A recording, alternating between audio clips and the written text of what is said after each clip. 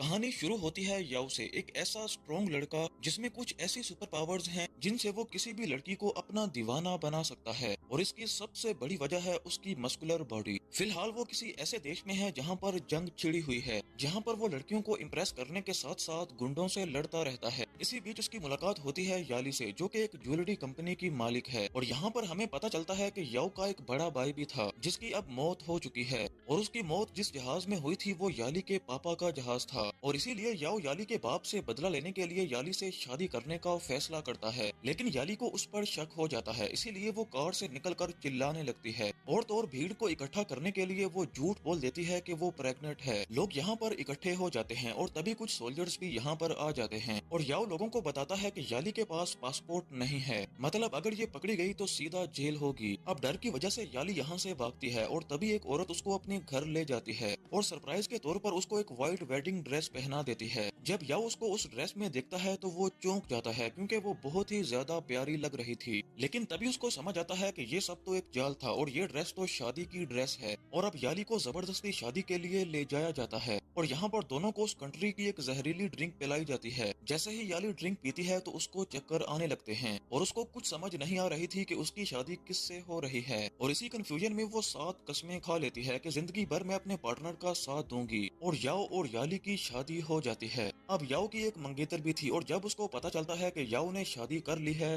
तो वो आकर उसकी इंसल्ट करती है कि तुमने मुझे धोखा दिया। लेकिन याओ बोलता है कि नहीं, अब मेरी शादी हो गई है, अब मेरा तुमसे कोई लेना देना नहीं है। इसके बाद वो याली के ऊपर पानी फेंकता है और उसको बोलता है कि तुम तब तक मेरे साथ ही रहोगी जब तक मैं अपने भाई के कातिल को ढूंढ नहीं लेता। अब इसके बाद वो धीरे धीरे अपनी ड्रेस उतारने लगता है और याली डरते डरते पीछे हटती जाती है। याओ अपनी बॉडी दिखाकर उसको इम्प्रेस करने की कोशिश करता है, लेकिन याली को कोई फर्क नहीं पड़ता। इसके बाद हम देखते हैं कि याली टॉवल में बाथरूम से बाहर आ रही है और जैसे ही वो कुछ कहने लगती है उसका पाँव फिसल जाता है। लेकिन याओ उसको गिरने से बचा लेता है और उसको जोर से पकड़ लेता है। यहाँ पर ये दोनों एक दूसरे को देख ही जाते हैं। तभी याओ का दोस्त यहाँ पर आ जाता है और वो उसको गालियां देकर वहाँ से भगा देता है। इसके बाद याओ याली को बोलता है कि मुझे तुमसे कोई प्यार नहीं है, सो इसलिए इसकी आदत नहीं डालना। लेकिन याली तो यहाँ से भागने की कोशिश कर रही थी, लेकिन वो भाग नहीं पाती क्योंकि याओ ने पूरे घर को सिक्योर किया होता है। तभी याली एक और राज खोलती है। वो कहती है कि मैं यहाँ पर अपने एक्स बॉयफ्रेंड को ढूंढने आई हूँ जो कुछ महीनों से गायब है।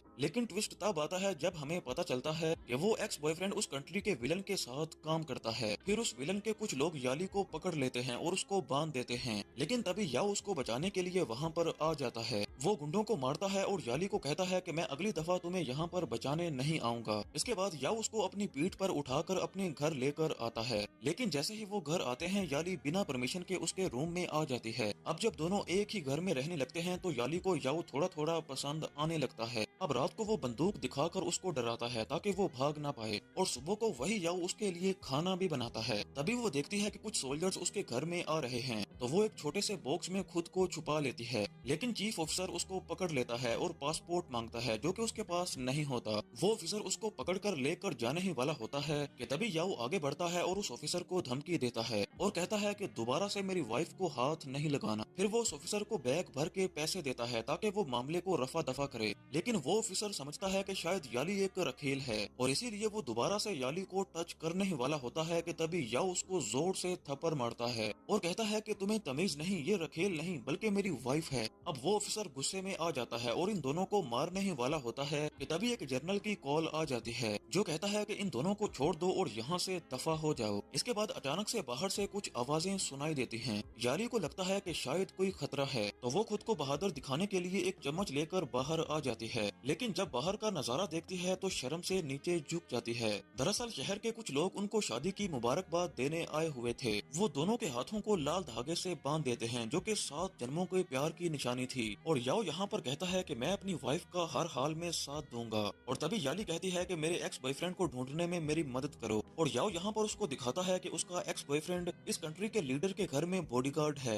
लेकिन ट्विस्ट ये है कि वो किसी लड़की के साथ फ्लर्ट भी कर रहा था। याओ उसको समझाता है कि ऐसे लड़के के लिए दिल लगाने का कोई मतलब नहीं है मेरी जान। लेकिन याली गुस्से में पागल हो रही होती है और सोचती है कि मैं उसकी पिटाई करूंगी जाके, मगर याओ उसको रोक लेता लेता है क्योंकि पूरे एरिया में बॉडीगार्ड्स होते हैं। और जैसे ही वो घर आते हैं तो उसका एक्स बॉयफ्रेंड भी घर आ जाता है और याली का हाथ पकड़ लेता है, लेकिन याली उसको थप्पड़ मारती है और कहती है कि दफा हो जाओ यहाँ से। इसके बाद याओ और याली दोनों एक सोफे पर बैठे होते हैं और याली कहती है कि मेरे मम्मी पापा की मौत एक एक्सीडेंट में हुई थी और वो उस फादर की बेटी नहीं है जिसने याओ के भाई को मारा था। याओ को यकीन नहीं होता तो वो डीएनए टेस्ट करवाने का फैसला करता है। इसके बाद याओ याली की बहुत सारी केयर करता है और याली को ये सब बहुत ही ज्यादा पसंद आ रहा था। अब ये दोनों अपने प्यार की नैया में जा रहे थे, लेकिन तभी वहाँ पर बे आती है और कहती है कि मैं इस रिश्ते को कभी नहीं मानूंगी। वो कहती है कि तुम दोनों की शादी प्यार से नहीं बल्कि मजबूरी से हुई है। वो कहती है कि मुझे पता है कि तुम दोनों एक दूसरे से प्यार नहीं करते, सो ये ड्रामा करना बंद करो।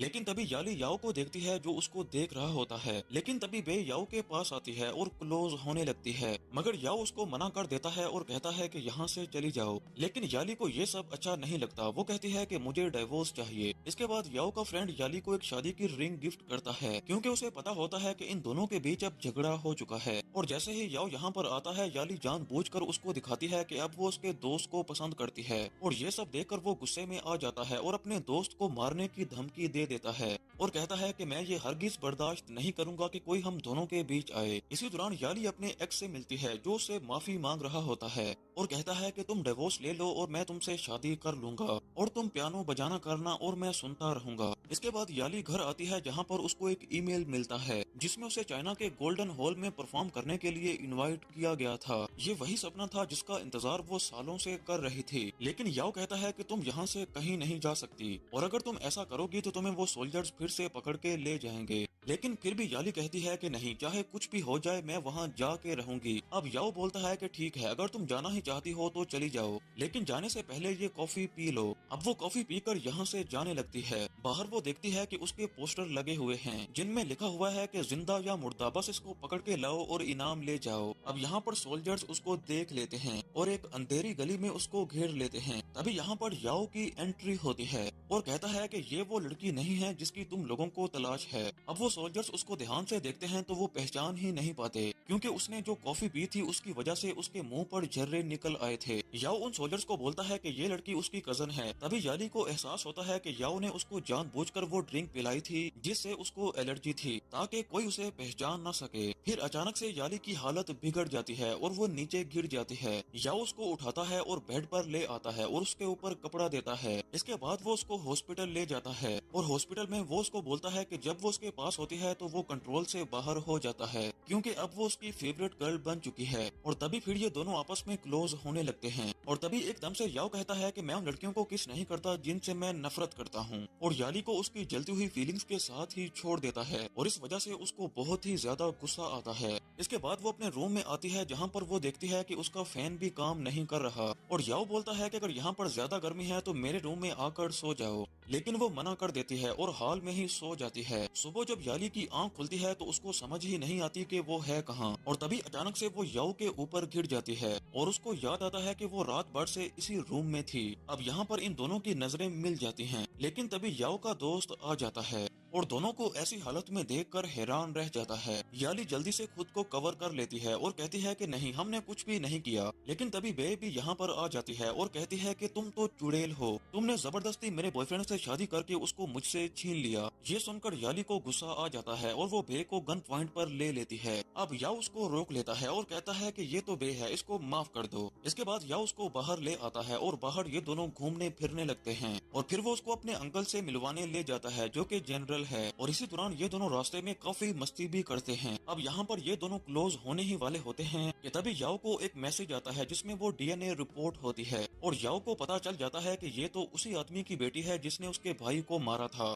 और वो कहता है कि मैंने जिस लड़की से इतना प्यार किया वो अभी भी मेरे साथ झूठ बोल रही है। अब इसी मौके का फायदा उठाता है याली का एक्स। वो याली को अपने साथ ले जाता है और उसको बहुत ज्यादा ड्रिंक करवाता है और यहाँ पर याली गुस्से में याओ को बहुत बुरा भला कहती है। लेकिन तभी याओ यहाँ पर आ जाता है और उसको यहाँ से ले जाने लगता है। लेकिन याली का एक्स बॉयफ्रेंड कहता है कि नहीं, तुम इसको यहाँ से नहीं लेके जा सकते। लेकिन याली कुछ नहीं सुनती और याओ की पीठ पर चढ़ जाती है। इसके बाद वो रास्ते में नीचे उतर जाती है और सड़क पर अकेली ही चलने लगती है। तभी उसकी नजर एक स्टार पर पड़ती है और वो स्टार को पकड़कर कहती है कि याओ, तुम भी मेरी लाइफ में इस स्टार की तरह हो जो कि चमकता रहता है। वो याओ को किस करने लगती है, लेकिन याओ रुक जाता है। वो कहता है कि वो अपने बिजनेस में पर्सनल फीलिंग्स नहीं लाना चाहता, लेकिन याली हार नहीं मानती और फिर ये दोनों एक दूसरे के काफी क्लोज हो जाते हैं। अगली सुबह जब याली की आंख खुलती है तो वो खुद को याओ के बेड पे पाती है और जैसे ही याओ कमरे में आता है तो उसके होश उड़ जाते हैं और वो याओ को बोलती है कि तुम मुझे बोलो कि हमने रात में कुछ भी नहीं किया। लेकिन तभी याली को एक और सच पता चलता है। वो देखती है कि याओ तो मुझे और मेरे दोस्तों को कई महीनों से ट्रैक कर रहा है। ये देखकर याली का दिल टूट जाता है कि जिससे वो प्यार करने लगी थी उसी ने उसको धोखा दिया।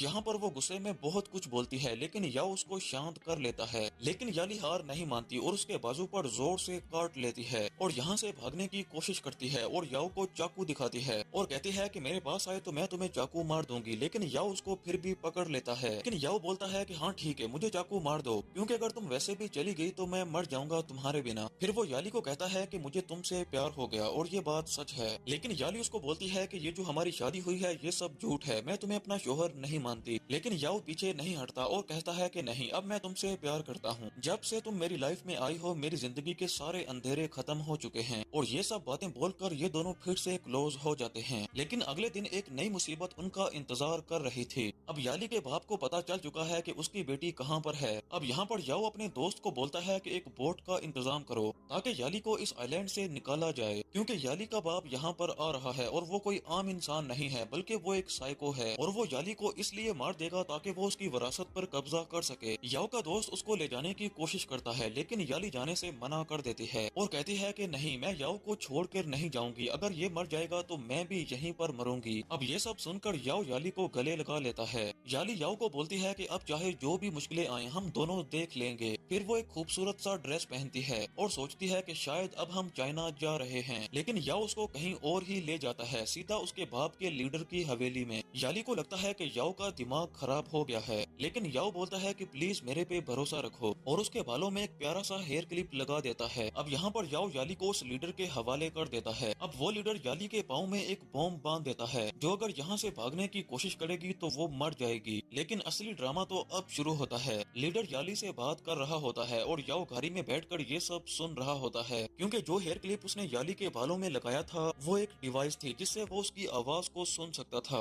अब वो लीडर याली से पूछता है कि तुम्हारा याओ से क्या रिश्ता है, क्योंकि उसकी दूसरी बेटी आज भी याओ से प्यार करती है। और जैसे ही वो लीडर याली को धमकाने लगता है, हाथ में चाकू लेकर उसके पास आ जाता है, तो इसीलिए याओ फौरन उस विला में घुस जाता है और यहाँ पर सारे बॉडीगार्ड्स को मारने लगता है। याओ अब याली को आजाद करवा लेता है और दोनों यहाँ से भागने की कोशिश करते हैं, लेकिन तभी वो बॉम्ब की आवाज भी आने लगती है जो याली के पाँव में बंधा है। अगर याली इस विला से बाहर जाती है तो वो बॉम्ब फट जाएगा। इतने में वो लीडर भी आ जाता है और दोनों को मजबूरी में वहाँ पर रुकना ही पड़ता है। अब ये विला बहुत ही ज्यादा बड़ा था और तभी याओ को एक सीक्रेट डोर मिलता है जिसके अंदर रखा है दुनिया का सबसे महंगा नेकलेस। जैसे ही वो उस नेकलेस के पास जाता है वो लीडर भी वहाँ पर आ जाता है और सारे बॉडीगार्ड्स उस पर गन तान देते हैं। और तभी बे वहाँ पर आ जाती है और कहती है कि याओ को छोड़ दो, क्योंकि ये मेरे से शादी करना चाहता है और इसने मुझे शादी के लिए प्रपोज भी किया है। अब याओ भी अपनी जान बचाने के लिए कह देता है कि हाँ, हम शादी कर रहे हैं, जबकि याली अंदर से पूरी तरह से टूट जाती है। अब बे भी शादी की तैयारियां करने लगती है, लेकिन याओ दिल पर पत्थर रख के उसको बोलता है कि मुझे तुमसे कोई प्यार नहीं है और मैं तुमसे शादी नहीं करना चाहता, क्योंकि मुझे याली से बहुत ही ज्यादा प्यार है।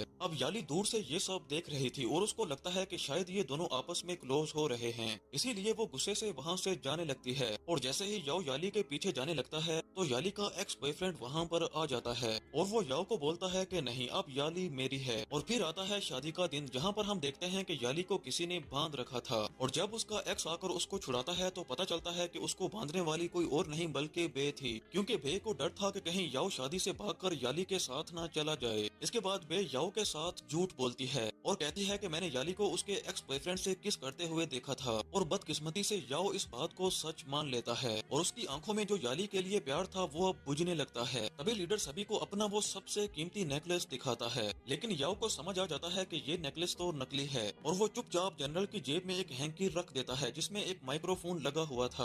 और जैसे ही वो लीडर असली ज्वेलरी के पास पहुंचता है और यहाँ पर वो कबूल करता है कि हाँ, उसी ने उस जहाज को डुबोया था जिसमें याओ का भाई था। याओ अब डर जाता है और दौड़कर याली को बताने के लिए जाता है कि उसका बाप लीडर कितना ज्यादा खतरनाक है और वो अपनी बेटी को ही मारने वाला है। लेकिन यहाँ पर याली को दुख अपनी मौत का नहीं है, बल्कि उसको दुख इस बात का है कि याओ किसी और से शादी कर रहा है। लेकिन यहाँ पर याओ कहता है कि तुम पागल हो, मैं भला बे से शादी क्यों करूंगा, मैं बस तुमसे प्यार करता हूँ और हमेशा तुम्हारा ही रहूंगा। इसके बाद ये दोनों मिलकर इस जानलेवा आइलैंड से भागने का प्लान बनाते हैं। अब यहाँ पर याली अपने एक्स को जोर से थप्पड़ मारती है क्योंकि वो उसको रोकने की कोशिश कर रहा था। वो यहाँ पर क्लियर कर देती है कि उसकी जिंदगी में कभी भी नहीं जाएगी क्योंकि अब उसको सच्चा प्यार मिल चुका है। तभी याओ हवा में एक फायर करता है जिससे भगदड़ मच जाती है और इसी मौके का फायदा उठाकर ये दोनों वहाँ से भागने लगते हैं। पीछे से वो लीडर इन दोनों पर गोलियां चलाता है, लेकिन खुशकिस्मती से ये दोनों बच जाते हैं और उसी टाइम लीडर को चक्कर आने लगते हैं क्योंकि जनरल ने उसके लिए ट्रैप तैयार कर रखा था। आखिरकार ये दोनों वहाँ से निकलने में कामयाब हो जाते हैं। लेकिन तभी याली याओ को देखती है जिसके पेट पर गोली लगी होती है, लेकिन वो अपना दर्द भूल जाता है और याली को बोलता है कि बस हमें यहाँ से किसी न किसी तरीके से निकलना होगा। अब यहाँ पर याओ याली को कहता है कि मैं तुम्हें जहाज के पास मिलूंगा, तुम वहाँ पर मेरा इंतजार करना और मैं तब तक तुम्हारे बाप को सबक सिखा कर आता हूँ। अब याली यहाँ से भागने लगती है और दूसरी तरफ याओ अकेले ही इन सभी बॉडीगार्ड से लड़ने लगता है। अब यहाँ पर याओ की ताकत कम पड़ने लगती है, लेकिन तभी यहाँ पर उसके दोस्त की एंट्री होती है। तभी बे गन लेकर आती है और याली को गाड़ी में बिठा देती है जो उसको जहाज की तरफ ले जाने लगती है। लेकिन जैसे ही गाड़ी चलती है एसी के वेंट से एक जहरीली गैस छोड़ी जाती है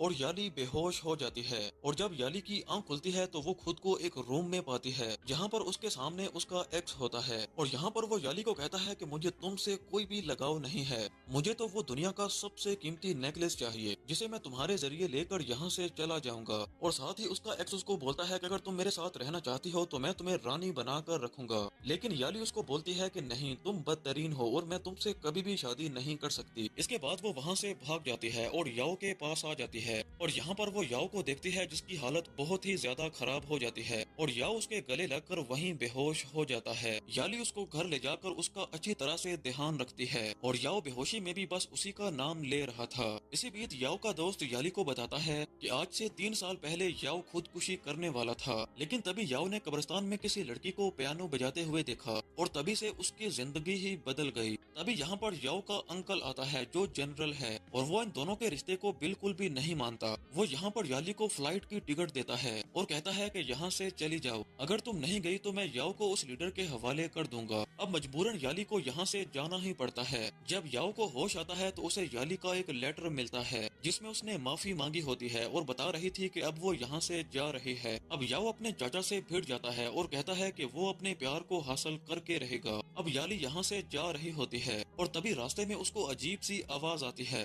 जिसकी वजह से वो कार से बाहर आ जाती है और जैसे ही वो कार से बाहर आती है तो कार के नीचे एक बॉम्ब लगा होता है जो कि फट जाता है और इस बॉम्ब की आवाज याओ भी सुन लेता है और वो घबरा कर फौरन याली को कॉल करता है, लेकिन याली अपना फोन नहीं उठा रही थी क्योंकि वो बेहोश थी। उसी वक्त याली का एक्स वहाँ पर आ जाता है और उसको उठाकर हॉस्पिटल ले जाता है। अब याओ यहाँ पर आता है, उसको याली तो नहीं मिलती लेकिन उसको एक डेड बॉडी मिलती है और वो डेड बॉडी किसी और की नहीं बल्कि उसके सबसे अच्छे दोस्त की होती है। अब यहाँ पर याओ का चाचा याओ को बताता है कि हादसे वाली जगह से याली का फोन मिला है, याली नहीं मिली और साथ ही कहता है कि उसने याली को उसके एक्स के साथ देखा था जो कि एक बोट में बैठे थे, यानी अब वो इस आइलैंड से चले गए हैं। और ये सुनकर याओ को बहुत ही ज्यादा गुस्सा आता है और कहता है कि याली ने एक तो मुझे धोखा दिया और साथ ही मेरे दोस्त की जान भी ले ली। इसके बाद 1 साल का टाइम गुजर जाता है और याली अब चाइना में रहती है और वो अपने उसी एक्स के साथ ही रिलेशनशिप में थी। लेकिन तभी कहानी में ट्विस्ट आता है, याओ याली से जानबूझकर टकराता है।